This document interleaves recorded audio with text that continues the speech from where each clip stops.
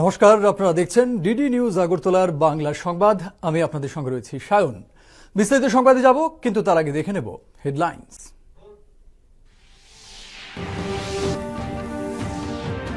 Digital banking রেকর্ডকে স্বীকৃতি দিতে রাজ্যসভায় পাস ব্যাংকার্স বুকস এভিডেন্স বিল 2026। লোকসভায় ট্রাইব্যুনালগুলোর স্বচ্ছতা ও কার্যকারিতা বৃদ্ধির লক্ষ্যে পাস ট্রাইব্যুনাল সংস্কার বিল 2026। কৃষি পণ্যকে দেশের গণ্ডি পেরিয়ে বিশ্বের বাজারে পৌঁছে দেওয়া সরকারের লক্ষ্য, বললেন কৃষিমন্ত্রী। আগরতলায় হর ঘর তিরঙ্গা কর্মসূচিতে অংশ নেন রাজ্য বিজেপি সভাপতি।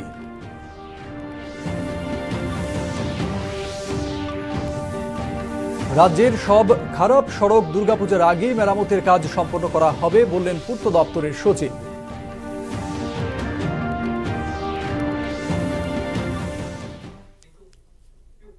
এবারে বিস্তারিত সংবাদ। ডিজিটাল ব্যাংকিং রেকর্ডকে স্বীকৃতি দিতে রাজ্যসভায় ব্যাংকার্স বুক এভিডেন্স বিল 2026 আজ ধ্বনি ভোটে পাশ হয়েছে। লোকসভায় ইতিমধ্যেই 5ই আগস্ট বিলটি পাশ হয়েছিল। এই বিলের মূল উদ্দেশ্য হল নির্দিষ্ট সুরক্ষামূলক ব্যবস্থা সাপেক্ষে ব্যাংকার্সদের খাতার ইলেকট্রনিক ও ডিজিটাল রেকর্ডকে গ্রহণযোগ্য, বৈধ এবং আইনত বলবৎযোগ্য প্রমাণ হিসেবে সুস্পষ্ট স্বীকৃতি দেওয়া।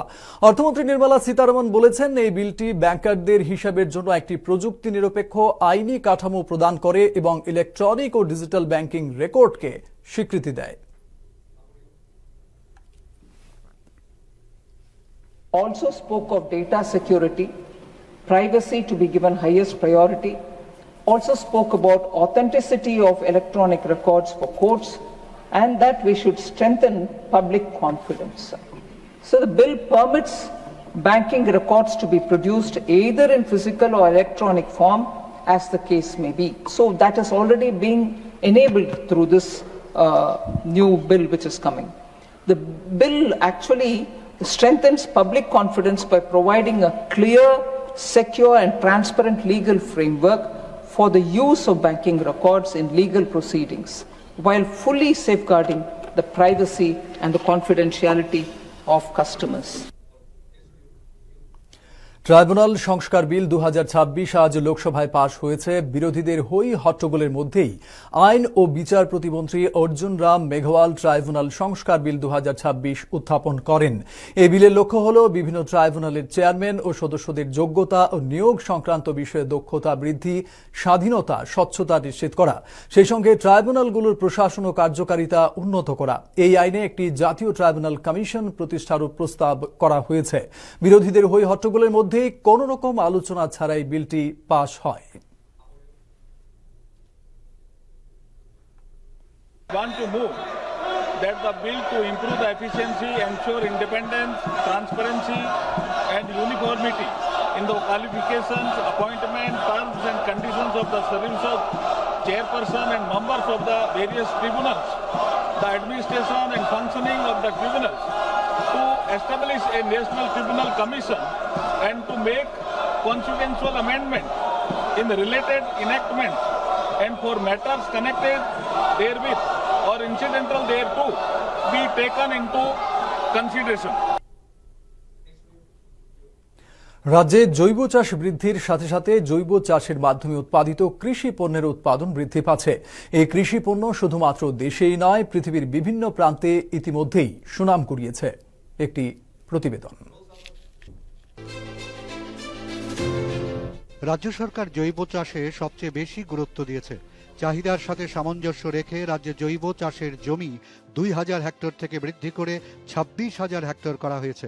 এই চাষের সাথে যুক্ত রয়েছে প্রায় 47,000 কৃষক।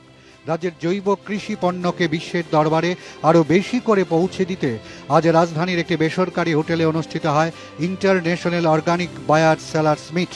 এতে দেশের বিভিন্ন রাজ্যের পাশাপাশি জার্মান, অস্ট্রেলিয়া, দক্ষিণ কোরিয়া, নিউজিল্যান্ডের মতো পৃথিবীর 9টি দেশ থেকে 21 জন খ্যাতনামা ক্রেতা এবং সংস্থা এই মিটে অংশ নেয়। উল্লেখযোগ্য বিষয় হলো, এই প্রথম ত্রিপুরার 1 মেট্রিক টন মধু দুবাইয়ে রপ্তানির উদ্দেশ্যে আজই রওনা হয়েছে। পতাকা নেড়ে তার সূচনা করেন বিশিষ্ট জনেরা। এটি শুধু একটি রপ্তানি নয়, এটি ত্রিপুরার কৃষক, উৎপাদক এবং উদ্যোক্তাদের জন্য আন্তর্জাতিক বাজারের দরজা আরও প্রসারিত হওয়ার এক ঐতিহাসিক পদক্ষেপ, বললেন কৃষি ও কৃষক কল্যাণ মন্ত্রী রতনলাল নাথ। তিনি বলেন, সরকারের লক্ষ্য ত্রিপুরার মাটিতে উৎপাদিত উৎকৃষ্ট কৃষি পণ্যকে দেশের গণ্ডি পেরিয়ে বিশ্বের বাজারে পৌঁছে দেওয়া, কৃষকদের উৎপাদিত পণ্যের ন্যায্য মূল্য নিশ্চিত করা এবং তাদের জন্য নতুন বাজার এবং আয়ের সুযোগ সৃষ্টি করা। আমাদের মূল উদ্দেশ্য, কৃষক আমাদের অন্নদাতা। আমরা সেই গ্রামীণ লেভেলের মিটিং হোক, ডিস্ট্রিক্ট লেভেলের হোক, স্টেট লেভেলের হোক, ইন্টারন্যাশনাল লেভেল হোক, আমরা সবচেয়ে বেশি প্রায়োরিটি দিই আমাদের কৃষকদের। এই জন্য দেখেছেন ইন্টারন্যাশনাল ফেয়ার, অর্গানিক ফেয়ার, তারপরেও স্টেজে আমরা একজন কৃষককে রেখেছি। এবং এই যে দেখছেন first ever export consignment of হানি, ত্রিপুরা থেকে কখনো বহির্রাজ্যে গেছে, বিদেশে কখনো আমরা মধু পাঠাতে পারিনি। This is the first. এবং এটা আমাদের কৃতিত্ব এফপিইউদের, একটা আছে এফপিসি আর একটা আছে এফপিইউ। এই যে আমার ডান দিকে দাঁড়িয়ে আছে, ওর নাম হলো বিজয় মেসকা, ও আমাদের এফপিও। সে, তার আন্ডারে 700 ফার্মার আছে যারা শুধু এই কাজটাই করে। আমাদের শুধু কুইনা পাইনঅ্যাপল নয়, আমাদের কুইনা পাইনঅ্যাপল বলুন, আমাদের ব্যানানা বলুন, সবরি ব্যানানা, আমাদের জ্যাকফ্রুট বলুন, আমাদের সেন্টেড লেমন বলুন, আমাদের আরও অনেক আইটেম, যে কোনো জিনিস, পামকিন বলুন, আমাদের পামকিন আর বাইরের পামকিন গালফ অফ ডিফারেন্স। কারণ আমাদের সব কিছু, আমাদের ট্র্যাডিশনালি আমাদের স্টেটটা অর্গ্যানিক। ভারত সরকারের বাণিজ্য মন্ত্রকের অধীন এপিডার সিনিয়র কনসালটেন্ট ডক্টর তরুণ বাজাজ রাজ্যের জৈব কৃষি পণ্যের গুরুত্ব ও চাহিদার কথা তুলে ধরেন। 21 buyers from 9 countries and 40 exporters. All the products of focus is products of Tripura. These products, which you can see photographs in our, these are the products which are being focused. There are other products also. We have jackfruit, pineapple, rice, scented lemon, sesame seed, tea, ginger, bird eye chili, turmeric. All these products are here. After this, you will see the exhibition area where they have displayed all the products. This buyer seller meet will be happening today. অনুষ্ঠানকে কেন্দ্র করে রাজ্যের জৈব চাষে উৎপাদিত আনারস, আদা, হলুদ, কাঁঠাল সহ বিভিন্ন জৈব কৃষি পণ্যের সম্ভার নিয়ে প্রদর্শনী স্টলও খোলা হয়েছে। এই বায়ার সেলার্স মিটে আসা নিউজিল্যান্ডের জনৈক প্রতিনিধি রাজ্যের কুইন প্রজাতির আনারস সহ অন্যান্য অর্গানিক ফসলের প্রশংসা করেন। It's been a really amazing experience.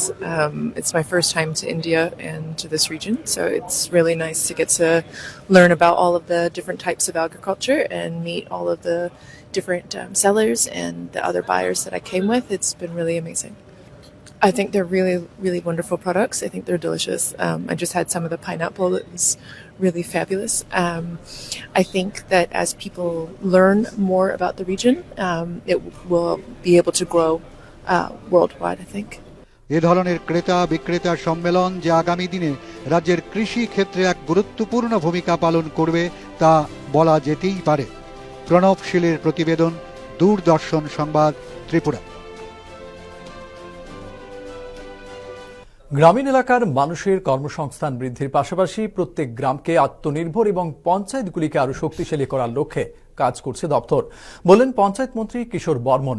আজ বিলোনিয়া পুরাতন টাউন হলে জেলা ভিত্তিক পঞ্চ সমাবেশের সূচনা করে তিনি একথা বলেন। বিকশিত ভারত গ্যারান্টি ফর রোজগার এবং গ্রামীণ আজীবিকা মিশনের অধীনে আয়োজিত অনুষ্ঠানে উপস্থিত ছিলেন সমবায় মন্ত্রী শুক্লাচরণ নোয়াতিয়া, জেলা সভাধিপতি দীপক দত্ত সহ বিশিষ্ট ব্যক্তিবর্গ।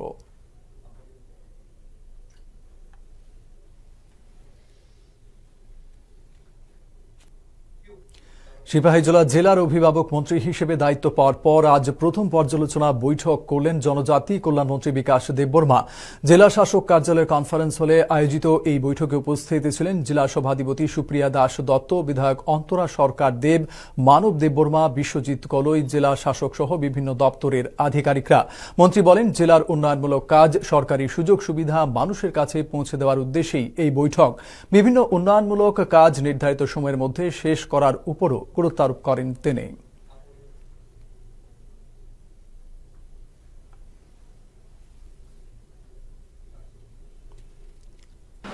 যে মানুষের যে সরকারের সুযোগ সুবিধাগুলি সঠিক সময়ে পৌঁছে দেওয়ার জন্যই আমাদের সরকার দুয়ারের সরকার।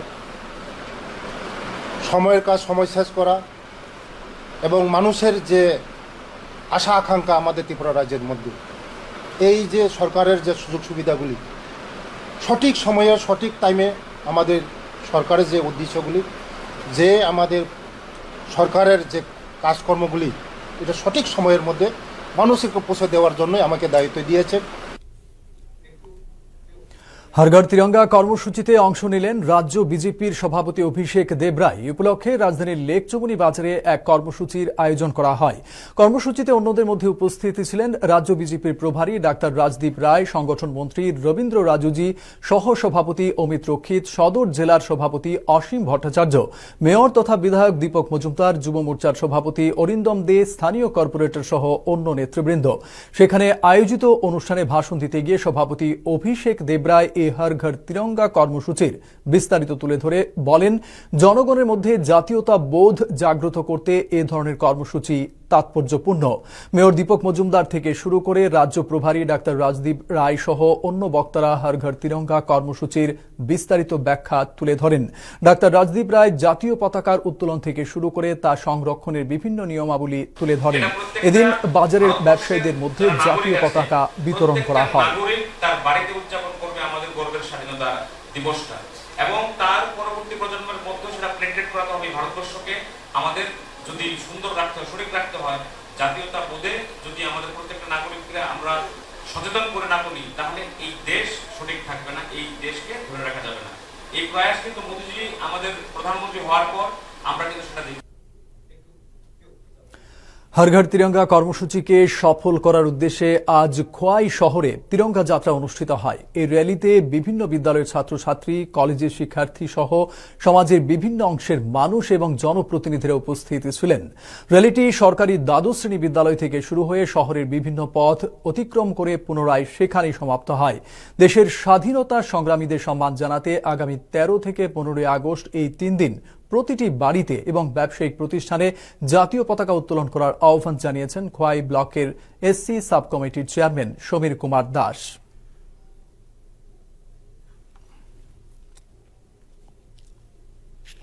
যারা স্বাধীনতা আন্দোলনের জন্য প্রাণ দিয়েছেন, যারা জীবন বলিদান দিয়েছেন, তাদেরকে শ্রদ্ধা এবং আগামী 13, 14 এবং 15 তারিখ আমাদের খোয়াইয়ের প্রতিটি বাড়িতে, প্রতিটি সংস্থায়, প্রতিটি ব্যবসায়িক প্রতিষ্ঠানে যেন তিরঙ্গা পতাকা সেখানে লাগানো হয়, তার জন্য আজকে আমরা এখানে র্যালি সংগঠিত করেছি। हर घर तिरंगा কর্মসূচি উৎসাহ উদ্দীপনার মধ্য দিয়ে পালিত হচ্ছে ঊনকোটি জেলাতেও। এই কর্মসূচি চলবে আগামী 17 আগস্ট পর্যন্ত। কৈলাসহর পুর পরিষদের তরফে আজ পুরাতন মোটর স্ট্যান্ডে পথ চলতি নাগরিকদের মধ্যে জাতীয় পতাকা বিলি করা হয়। নাগরিকরা স্বতঃস্ফূর্তভাবে হর ঘর তিরঙ্গা কর্মসূচিতে সামিল হচ্ছেন বলে জানান জেলা শাসক মেঘা জৈন। বিদ্যালয়গুলোতেও রঙলি, জাতীয় পতাকা আঁকা ইত্যাদির আয়োজন করা হচ্ছে। পাশাপাশি জেলাতে রঙলি, তিরঙ্গা যাত্রা সহ বিবিধ কর্মসূচির আয়োজন করা হয়েছে বলেও জানান তিনি।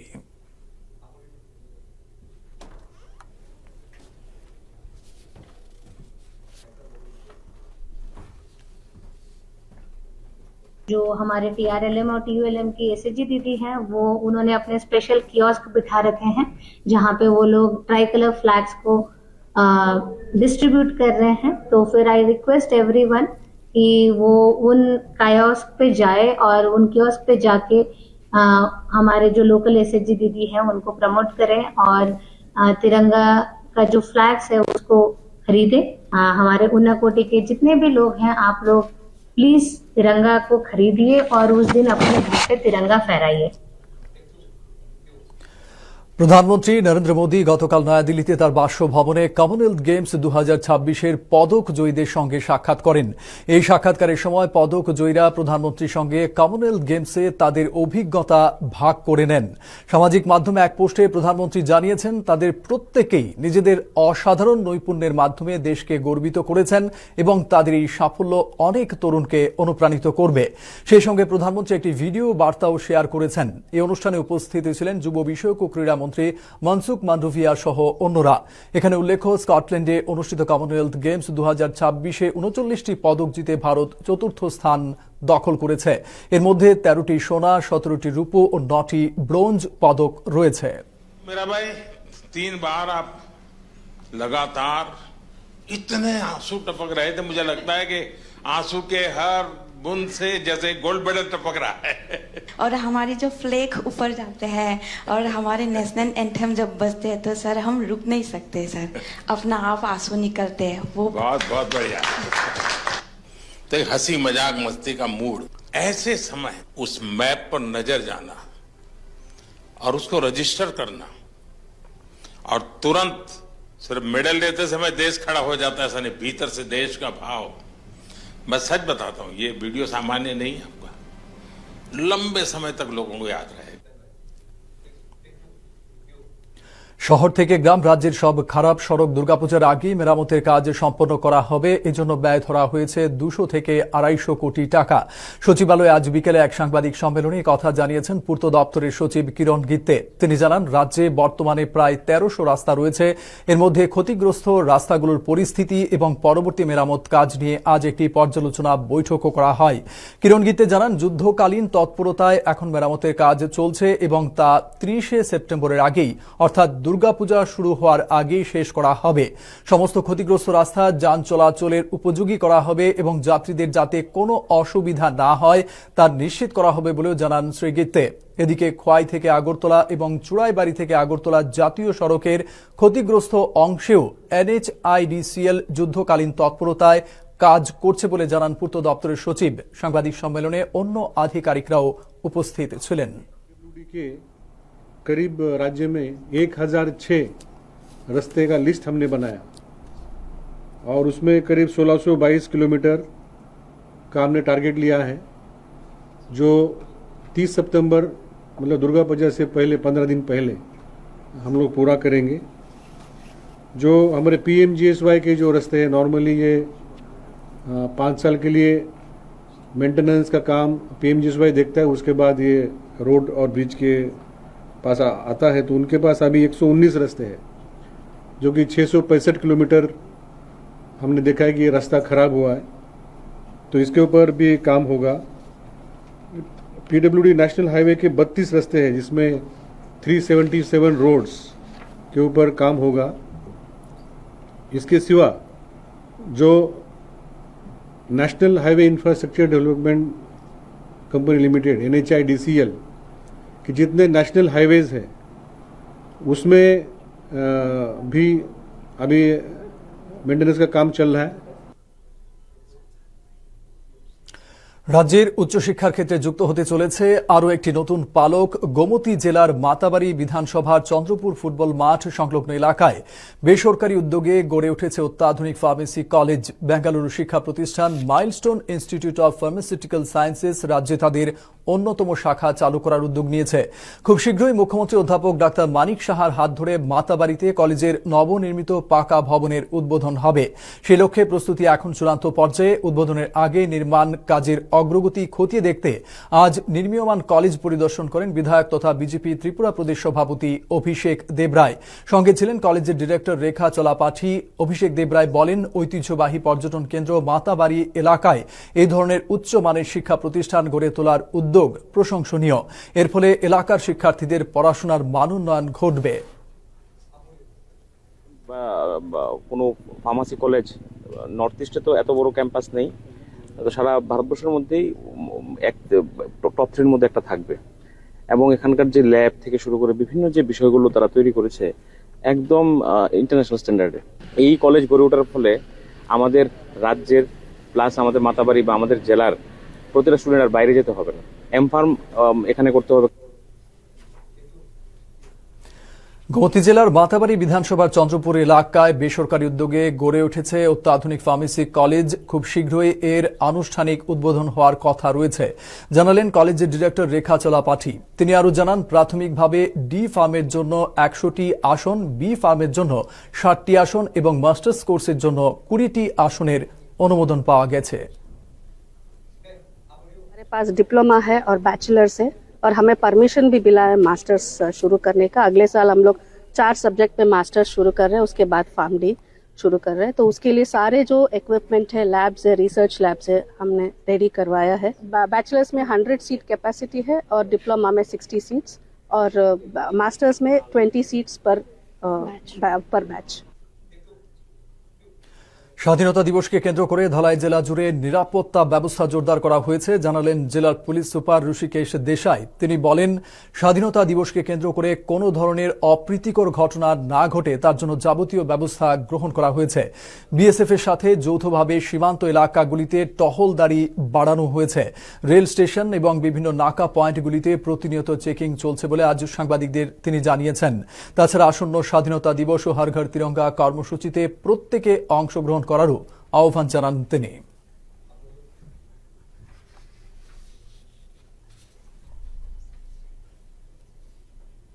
इंडिपेंडेंस डे के ओकेजन पर हमने सभी बॉर्डर एरियाज में बीएसएफ के साथ कोऑर्डिनेशन करके सभी बॉर्डर एरियाज में सिक्योरिटी बढ़ा दी है और पेट्रोलिंग हमारा बॉर्डर एरियाज पे बढ़ा दिया गया है।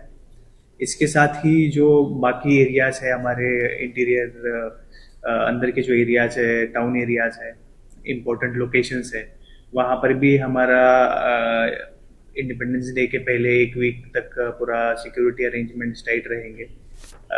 नाकाज हमारे डिस्ट्रिक्ट में है तो सभी नाकाज पे भी सिक्योरिटी चेकिंग टाइट रहेगा। इसके साथ साथ जैसे हमारे रेलवे स्टेशन है या फिर और भी सेंसिटिव जो लोकेशंस है वहाँ पर भी हमारा बीडीडीएस टीम के साथ एक ये चलता रहेगा, एंटी सैबोटाज चेकिंग चलता रहेगा और कोई भी अनुचित घटना ना घटे इसलिए हम पूरी तरह से प्रिपेयर्ड है। প্রধানমন্ত্রী সুরক্ষা বীমা যোজনা, অটল পেনশন যোজনা, প্রধানমন্ত্রী আয়ুষ্মান ভারত যোজনা সহ বিভিন্ন সরকারি প্রকল্পের সুবিধা সাধারণ মানুষের কাছে পৌঁছে দিতে গোমতী জেলার করবুক ব্লকে অনুষ্ঠিত হল ব্লক স্তরীয় মেগা সমৃদ্ধি শিবির। এই শিবিরে সরকারি প্রকল্পের পাশাপাশি ব্যাংকিং পরিষেবা সম্পর্কে মানুষকে সচেতন করা হয়। সেই সঙ্গে সুবিধাভোগীদের সরাসরি পরিষেবা প্রদানের উদ্যোগ নেওয়া হয়।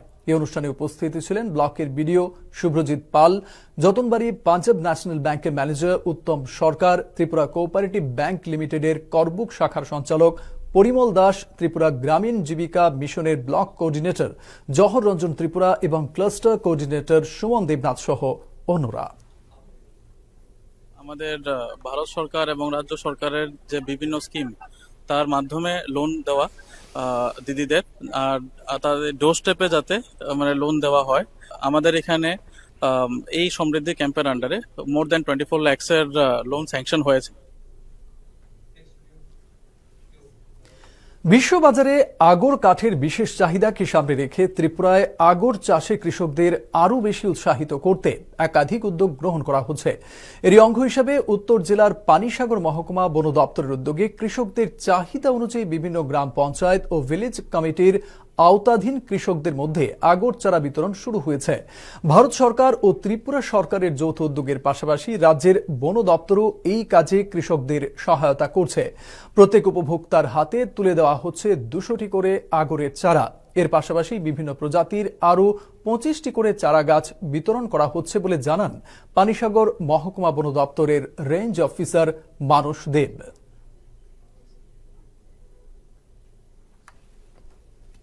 আমরা নর্থ ত্রিপুরাতে প্রায় 350-400 মতন বেনিফিশিয়ারিদের এই বছর চারা বিতরণ করা হচ্ছে।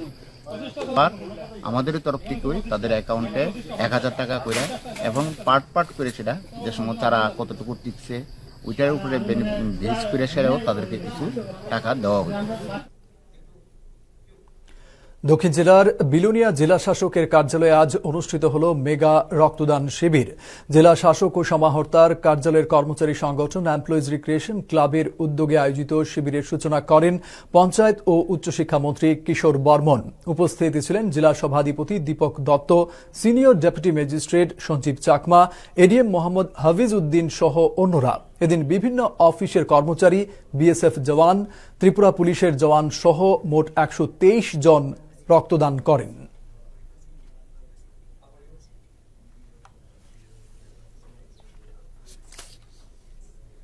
রক্তদান, এই ধরনের যে শিবির, এই শিবিরের মাধ্যমে এই যে ছোট ছোট যে দান করা, সেইগুলোই কিন্তু আমাদের বিকশিত ভারত গঠন করার ক্ষেত্রে কিন্তু অত্যন্ত সেটা কিন্তু গুরুত্বপূর্ণ। সেখান থেকে আমরা সমাজকে, রাষ্ট্রকে, দেশকে নিজে কিছু দেওয়ার যে মানসিকতা, সেটা কিন্তু সেখান থেকে আমাদের গড়ে ওঠে। এখন আবহাওয়ার খবর।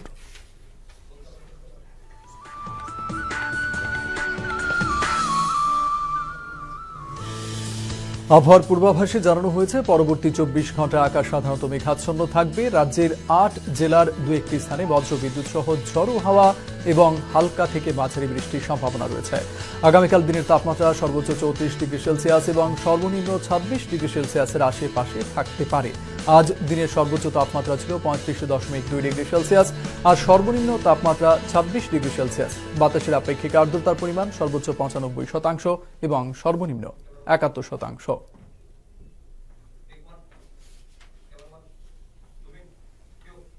শেষ করার আগে বিশেষ খবর আরো একবার।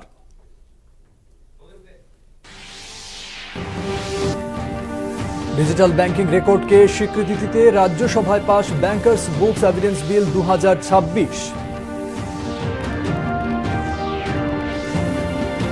লোকসভায় ট্রাইব্যুনালগুলোর স্বচ্ছতা ও কার্যকারিতা বৃদ্ধির লক্ষ্যে পাস ট্রাইব্যুনাল সংস্কার বিল 2026।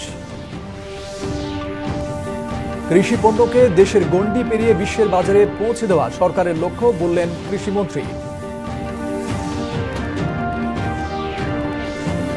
আগরতলায় হর ঘর তিরঙ্গা কর্মসূচিতে অংশ নেন রাজ্য বিজেপির সভাপতি।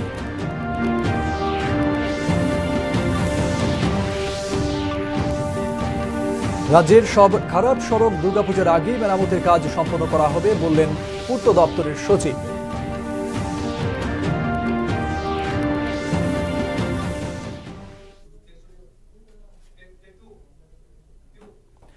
খবর আজ এই পর্যন্তই। নমস্কার, শুভরাত্রি।